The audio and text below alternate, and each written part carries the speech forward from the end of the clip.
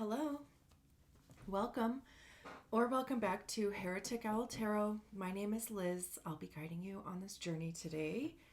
This is the reading for the 4-1 human design profile, the opportunist investigator.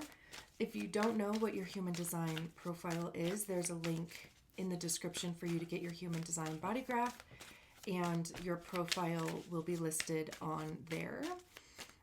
You don't necessarily have to know anything about human design, of course, other than your profile for these messages to resonate.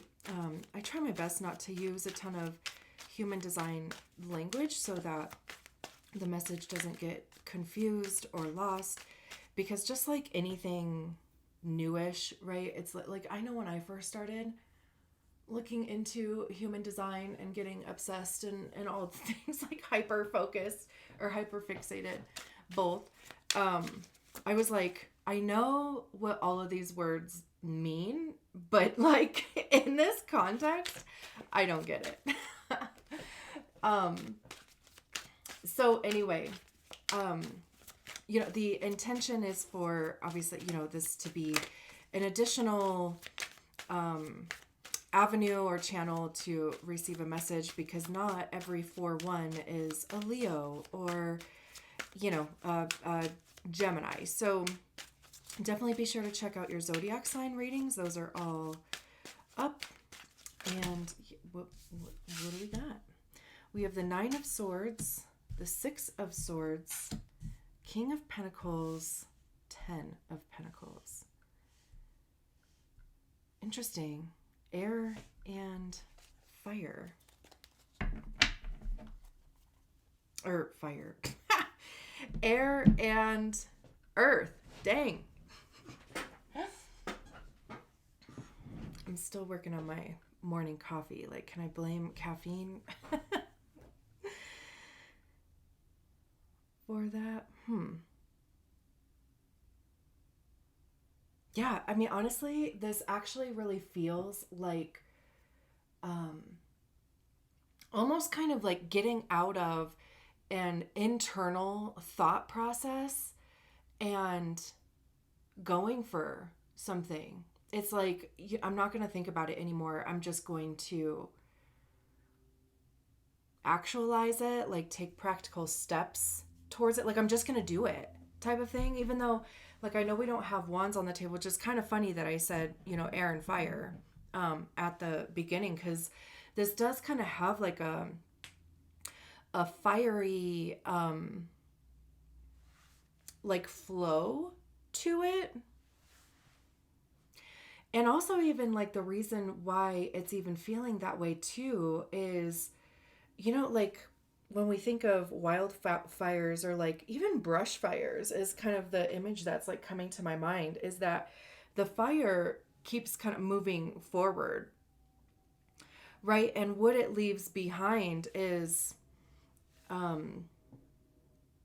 soot, or like it black, whatever, what is that called? Like, just like the remnants of what it's burned. And also how it's like once it's used up all of the energy of it, then it goes out. Like,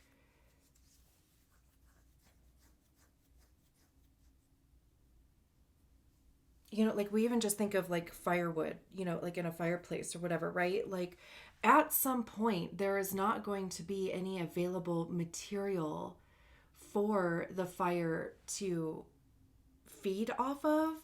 So that's why we keep adding fire, or keep adding wood. Anyway, okay. I kind of got swept away by like that, like analogy or like that imagery, but also even just the imagery on this card, the 9 of Swords here.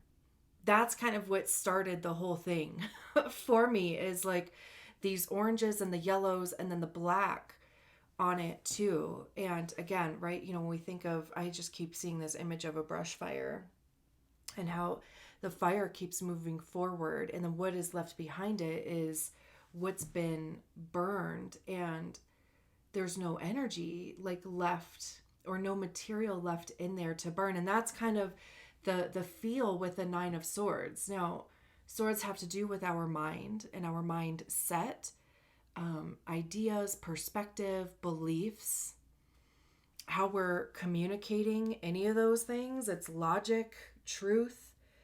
I also see swords as being the suit of ego, because that's generally where we tend to hear our egos and our minds.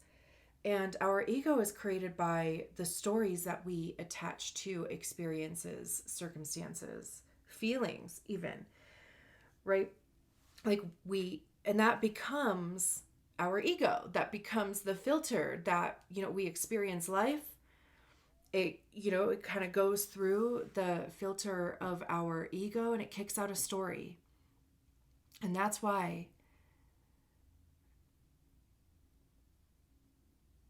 we can, sit down and have a conversation with somebody about the same thing, and the beliefs and even like what they believe to be true about it could be totally different,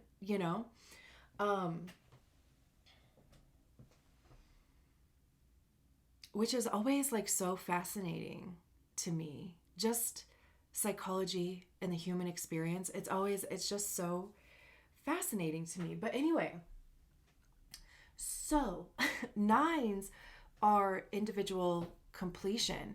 The Nine of Swords traditionally talks about anxiety and fear, doubt. It's usually depicted as like the card that, or the energy that keeps you up at night, that you lose sleep over because maybe you're stressed out about it, or, again, the anxiety thing.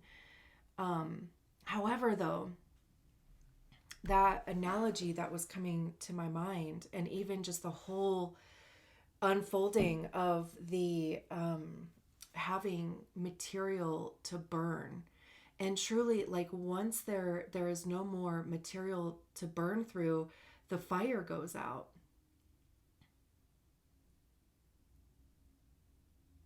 And too, like, the image on this card, this looks like, like an industrial kind of field, and there's these smoke plumes like coming out, which honestly to me, looks like pollution. So it's almost kind of like, what's going on in that beautiful brain of yours? Like what are you feeding those thoughts or beliefs? If there is anxiety or fear, or anything else that is just even cycling, because I also even see like the Nine of Swords as being like that hamster wheel.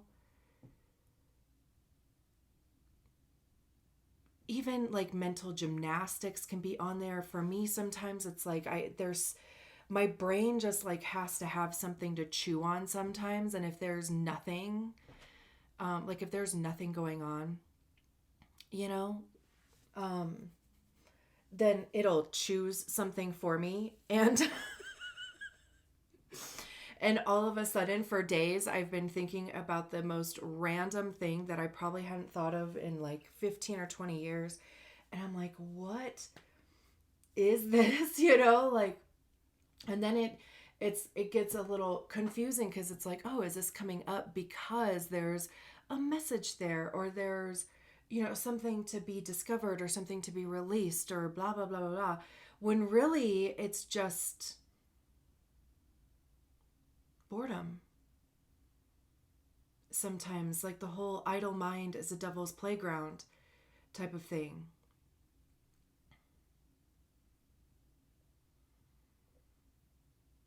Or also sometimes it'll like turn on me, and and then I kind of go into like a crisis.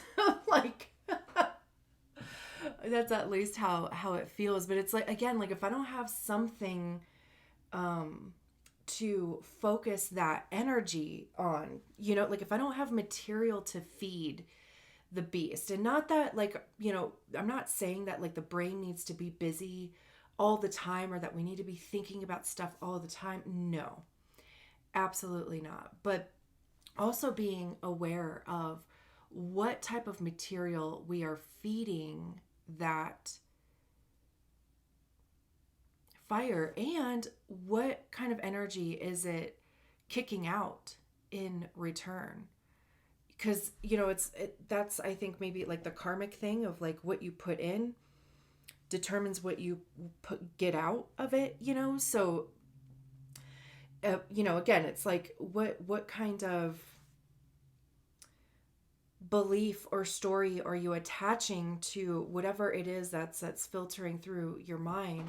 And then as a result of that, like, what is the experience that that you are comprehending, or what is the belief then that you're comprehending as a result of that.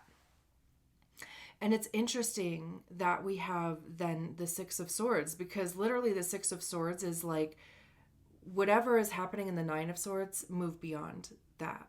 Like, and what I also love about the Six of Swords being after is that the whole thing about going back to the wildfires.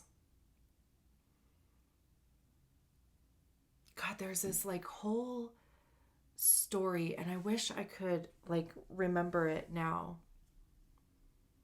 But there was this whole story I remember hearing about this meadow, and God, I don't know if it's like a Native American story, or just an older story in general. Honestly, I have no clue, but the basis of this story is that there was this big old meadow, and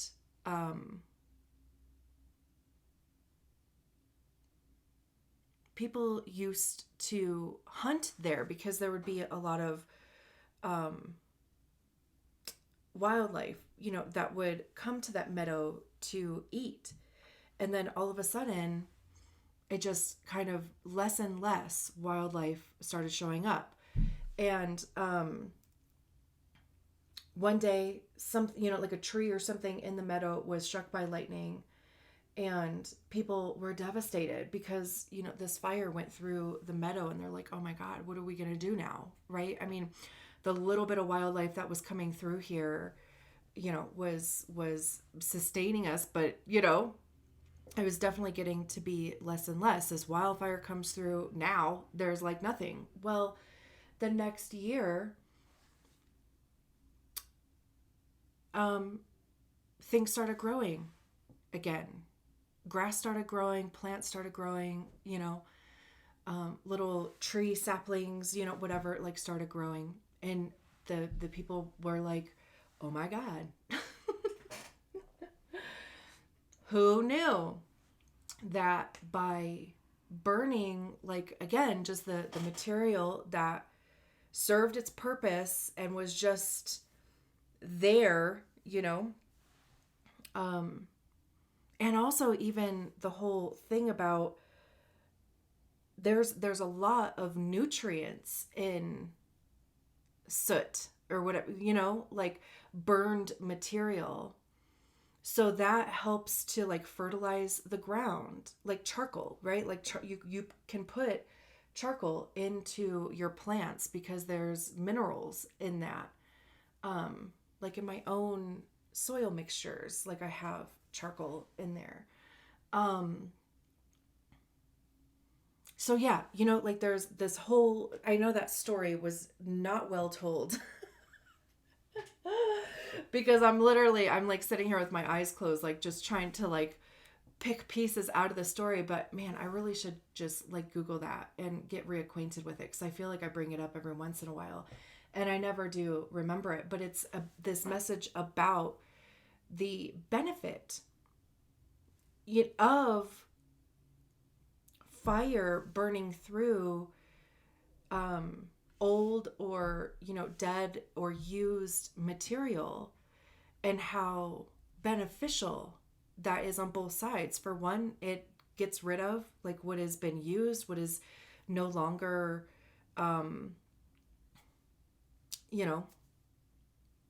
beneficial, I guess. And it also fertilizes seeds that had fallen onto the ground. And just, even like pumps those nutrients into the ground, into the soil, so that things can come back. And after, so, 1 year was the fire, everything started growing again, and the animals showed back up. So they started using fire, like controlled burns, as a means of like regenerating the plants and the ground, and also, to feed the animals who would then, be hunted, for food. So all of that is to say, like, all of that came from this one card, because, like, all of the sharp ends of the swords here are on the ground, and they've turned into flowers.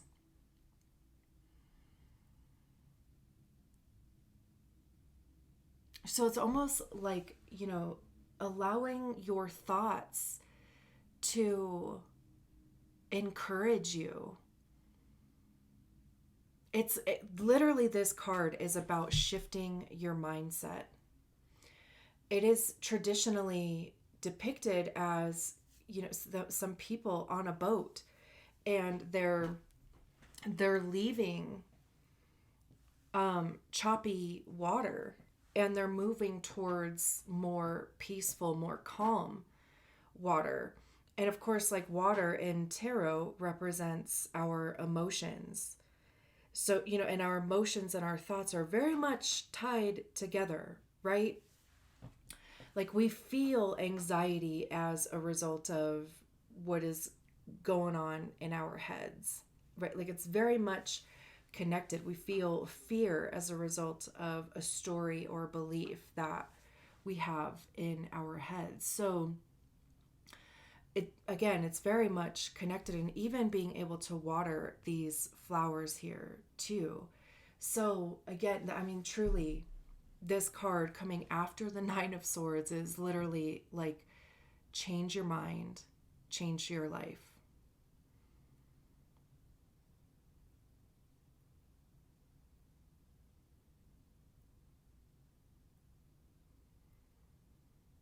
And even just, I mean, of course it can be like your whole life, right? But I think that's a line from a Sugarland song, Settle In, I believe. And she says, like, one of the verses in there is that she changed her mind and she changed her life. So, I mean, of course, it can be your whole life, but it can also just be like moving beyond whatever is like kind of keeping you in the Nine of Swords. Just even like worry that things aren't going to work out, or like worrying, it's the whole waiting for the other shoe to drop thing. All of these like what if scenarios that are usually pretty negative. It's like waiting to be disappointed, waiting to see the exact worst case scenario play out, which is all like based on prior disappointment, right? Again, the stories that we attached to experiences. So there was an experience in the past that maybe you did have a lot of joy and excitement around, and maybe it didn't work out the way that you wanted it to. And that was devastating. So that became a story that I can't feel joy. I can't feel, excitement, anticipation for something, because the disappointment of it not working out is going to destroy me, which just fucking sucks. It's like we take our own joy out of things. I get it, because I do it too. I totally understand that. it just sucks that we do that, you know? And even too, like the fear that it will work out, because then what? Right? We're actually gonna get what we want. Like, what does that feel like? You know, is it gonna last? Is it gonna be what I think it is? Like, you know, so it just, I love that the Six of Swords came out after it, because it's just like, bro, focus on growth. You know, like focus on calming your mind too, because we can choose those thoughts. We can interrupt that whole process consciously, right? Like if we are consciously aware that, you know, and maybe we subconsciously wind up, you know, back in this Nine of Swords, when we find ourselves mulling over something, we find ourselves anxious or doubtful, fearful, whatever, you know, we can interrupt that pattern and be like, hey, wait a second, like how did I end up here? You know, like what, how can I shift my thought around this? Even if it's just I'm not going to entertain that anxiety, that fear, that thought anymore. I'm just going to focus on even just something else. Not as a distraction, but just I'm just going to refocus my attention. And like I was saying at the beginning, kind of about the idle mind is a devil's playground, like, right? So it's having something else to focus that energy and that attention towards, and just having to make that into a practice. We have the Father of Pentacles and the Ten of Pentacles here. So these two cards are like the two successful cards in the Pentacles. Like,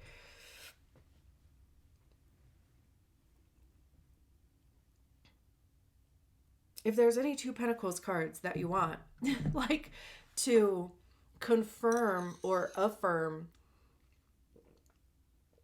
success in all forms, these are those two cards. And the Nine of Pentacles too. Because that's when you can see the fruits of your labor pay off. I mean, the King of Pentacles is the highest expression of the suit. This actually looks like either Mount Everest or K2 to me. I wish I knew. I wish I knew which one. It was like there's no guidebook for this deck.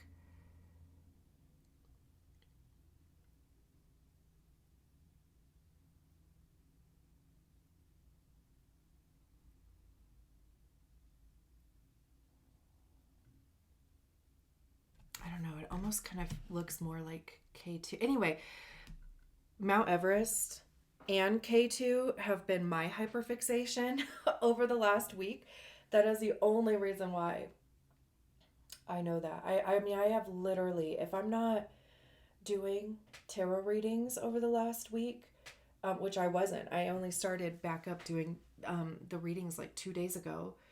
I've been watching nothing but YouTube documentaries or videos on Everest and K2 and the other like 5 summits that are over 8,000 meters. Anyway, I kind of feel like I'm nearing the end of that, because it's like there's only so much, you know, that content out there that you can consume on it, you know. So random, but also so fucking fascinating. And again, right, okay, so the King of Pentacles, the highest expression of the suit. I mean, it's literally reaching the highest peak. And that would be specific to you. Like, that's not based on, you know, other people's highest peak. Like, your version of Mount Everest in your life would be different than mine, you know. is just a good image for what, the card represents. Pentacles have to do with our money, how we get it, how we save it, how we spend it. It's our time and our physical energy, which we generally tend to use in exchange for monetary compensation. Do those things align? How are you spending or investing your time and your physical energy? It's your health and your physical body. Anything tangible, anything you can touch, anything that you place worth and value on. So again, Kings being the highest expression of the suit, this is reaching a point of success, authority, leadership. There's also even like a confidence here too. Even, we're thinking, well, when I'm thinking like Mount Everest, right? Like, it's not just the climb up the mountain, right? Which you can't just do. You can't just get to Mount Everest. First of all, it takes like a week of walking to get to Mount Everest.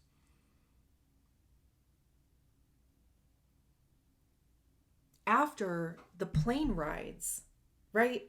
So basically, like, long story short, preparation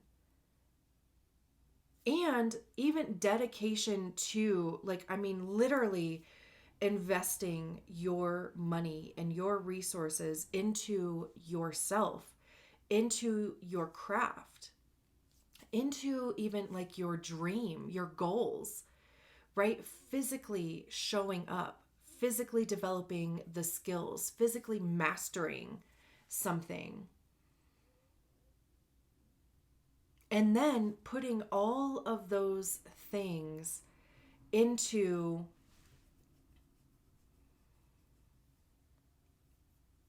the push, It's like you have all of these things to this point, right? Like you have all these transferable skills, all of this knowledge, this expertise, experience. You've been training for this like your whole life, right? Not necessarily, but you have a goal, had a goal. And it's focusing your attention on that. Even to like being a 4-1 profile, like you're the only profile that has the fixed fate incarnation crosses, or the juxtaposition incarnation crosses. Like you are meant to be on your own, to be hyper focused, hyper fixated on your unique path. And sure, like we veer off of that path for a multitude of reasons, but it's getting back, it's recognizing, again, even interrupting that pattern and being like, nope, let me just course correct. Because that path never goes away. That feeling, that intuition, that knowing never goes away. And it could even that could even be what this whole effing reading is about. I don't even know how long it's been. It's probably been a while and we're only on the third card here. But truly it is about, honoring what you know to be true, becoming that leader, becoming that authority, that in whatever way that looks to you, right? Like, however that looks for you, you know what that is. The 10 of Pentacles is, 10s are completion. I love that we start with a 9 and we end with a 10. I love that we even start with a 9 of Swords and we end with the 10 of Pentacles. Because you could be worried that this isn't going to happen, when really it's this mindset shift here, this interruption of what's happening in the 9 of Swords that is going to even get you here, but also even recognize that this is possible. And so is the Ten of Pentacles. This is about legacy, generational wealth, even, like changing a generational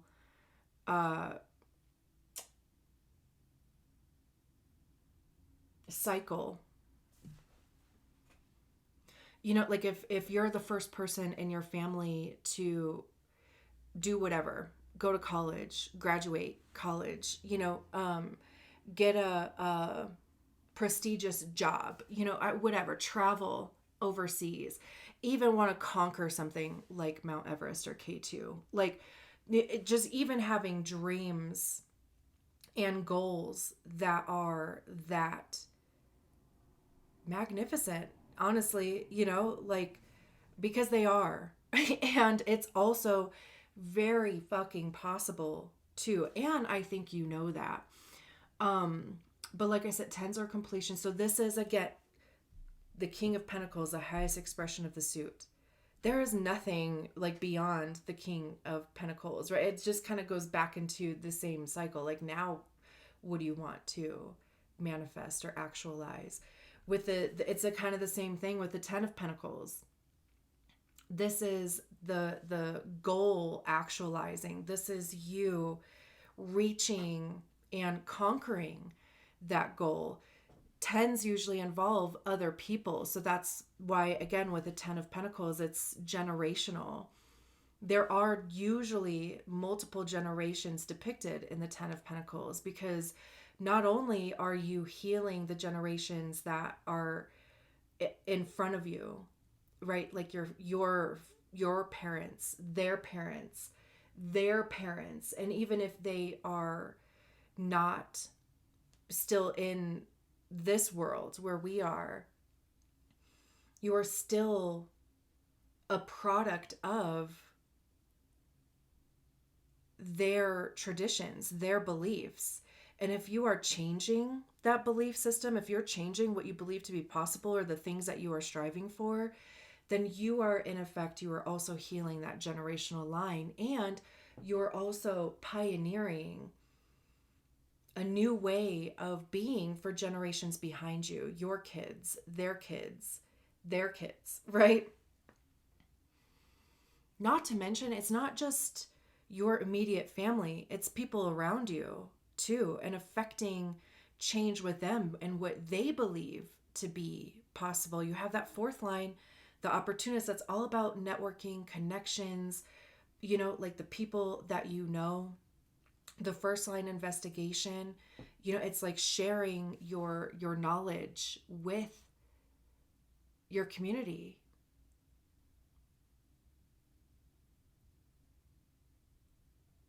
And you don't even have to necessarily be like talking. It's just by you doing that, you open other people's possibilities, because they're like, oh, I didn't even realize that was possible. I didn't even realize you could do that.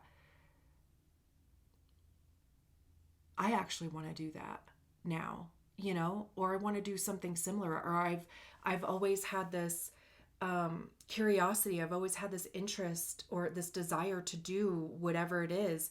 And because you are following your own path, you're giving them permission for them to do the same in their lives. Let's see what's at the bottom of the deck. And of course, if you're still here, thank you so much. This reading has been absolutely fucking beautiful. This is why I love tarot too. So if you haven't done so already, I would absolutely love it if you would subscribe to my channel. That way you would be notified when new readings are, whatever the word is, released, I guess. I don't know, put up or put out, whatever. All of a sudden I'm losing my words. Otherwise, if not, I mean, I'm glad that we are both here. Thank you so much for watching. Like the video, leave a comment, say hi. I love that. Those are free ways for you to support me and the channel, and be a part of its growth as well, because truly I can't do it without you. Oh my God, look at who we have at the bottom of the deck. We have the Nine of Pentacles. Remember when I was like, The Nine of Pentacles would be the other card that you would want to see out here with these two. So the Ten of Pentacles is about like having enough to take care of you, your family, your loved ones, your community, even, you know, like even just this table, right? It's like interacting with, having a place for your community to get together and interact with each other and connect, you know, which also, I mean, that just builds on your growth and your legacy, even. The Nine of Pentacles, nines again, I have two nines out here, being about individual completion. So the Nine of Pentacles is financial freedom, independence, success. This is you reaching your level of success. Because again, I feel like I've said that a couple times, because again, like it's not based on other people's ideas of, or even a cultural idea or a societal idea of like what success looks like or what reaching the top looks like. This would be very specific to you. And I also love how there's all these vegetables and fruits. Is tomato a fruit? Anyway, whatever. That's semantics. But there's all of these, you know, there's this bounty, this harvest here. And I know I said at the beginning about the fruits of your labor, literally, right? But also even that your individual success, like your independence, is like what feeds this Ten of Pentacles. Like this bounty is going to feed, you know, these plates here. And of course, I'm like using that as an analogy also. And I'm a Taurus sun. So, you know, food. I hate that like Tauruses are always like, you know, correlated with food, but it is just fucking true. You know, like I'm mad because it's correct. I love giving like my friends food as gifts or going out to eat, or, you know, like I'm really not that great at giving gifts, but I'll give you food, you know? But anyway, I love that these two cards came out, and especially like back to back, pretty much, like, because again, right, like this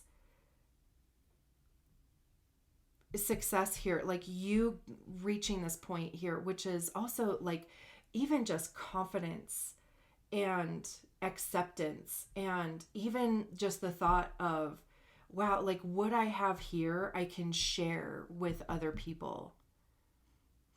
And we're just using the analogy or metaphor, whatever it is, you know, of the food on the Nine of Pentacles and this whole you know, table situation here on the Ten of Pentacles. Like what you are gaining, this, what is happening in this Nine of Pentacles for you will be used to benefit your community.